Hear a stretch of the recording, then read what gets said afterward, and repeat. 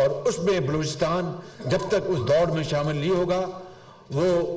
صوبائی ترقی تو ہو سکتی ہے، وہ پاکستان کی ترقی نہیں ہے۔ تو اس لیے ہم نے دن رات کام کیا، بے پناہ مشکلات تھیں، IMF کا جھنجھٹ آپ جانتے ہیں کس طرح اللہ تعالیٰ نے اس کو سمیٹا۔ آج پاکستان ڈیفالٹ کے خطرے سے نکل چکا ہے۔ چین نے اس میں ہماری بے پناہ مدد کی ہے، سعودی عربیہ نے، UAE نے، قطر نے، یہ ہمارے برادر ممالک ہیں، انہوں نے ہماری بے پناہ مدد کی ہے۔ ابھی کل ہی چائنا نے 2.4 ارب ڈالر کا قرضہ ایگزم بینک کا دوبارہ اس کو رول اوور کیا ہے 2 سال کے لیے۔ تو میرے بزرگوں، میرے بھائیوں اور میری بہنوں اور نوجوان بچوں اور بچیوں، میں آپ کو دل کے ساتھ بڑے ادب سے عرض کرنا چاہتا ہوں کہ جو آپ کا خیر خواہ ہو، جو آپ کی، اور پھر آپ سے اس کے بدلے میں کوئی اس کی شرط نہ ہو کہ میں یہ کام کروں گا اس کے بدلے مجھے آپ یہ دیں گے، میں یہ کام کروں گا اس کے بدلے مجھے آپ دیں گے، نہ چین، نہ سعودی عربیہ، نہ UAE، نہ قطر، یہ کوئی ہم سے کسی قسم کی شرط نہیں منواتے، اس کے بغیر انہوں نے ہماری مدد کی ہے۔ تو آج جن لوگوں نے برے وقت میں ہمارا ساتھ دیا ہے اور وہ خیر خواہ ہیں، ان کی حفاظت کرنا بھی ہمارا فرض بنتا ہے۔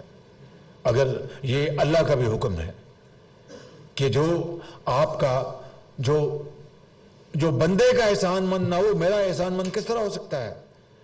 اس لیے میں آپ کو یہ ہاتھ جوڑ کے کہتا ہوں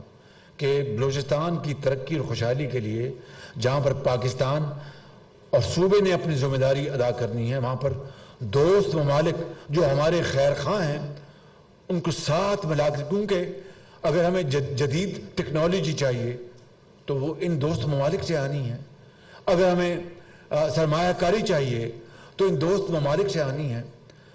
اب اگر میں مثال دے رہا ہوں کہ اگر وہ کسی ایک علاقے میں، یہ لورا لائی میں بات کر رہا ہوں، پشین میں یا نوشکی میں، کہیں اگر کوئی باہر سے سرمایہ کار آتا ہے اور سولر یعنی شمسی توانائی سے چلنے والا منصوبہ لگاتا ہے، سرمایہ کاری کرتا ہے، کیا ہم اس کی حفاظت کریں گے یا اس کے لیے خطرات پیدا کریں گے؟ یہ ہے بنیادی بات۔ اس کو آپ مہربانی کر کے ایک پلے باندھ لیں کہ جو ہمارے ساتھ مل کر سرمایہ کاری کر رہا ہے، ہم سے کچھ نہیں لے کے جا رہا، سرمایہ کاری کر کے منافع کماتا ہے اور خوشحالی کا ایک وہاں پر ایک دروازہ کھلتا ہے، تو ان کی حفاظت ہمارا فرض ہے، ان کی پروٹیکشن ہمارا فرض ہے۔ اگر ہم ان کی پروٹیکشن نہیں کریں گے تو یہاں پر کوئی سرمایہ کاری کے لیے آئے گا۔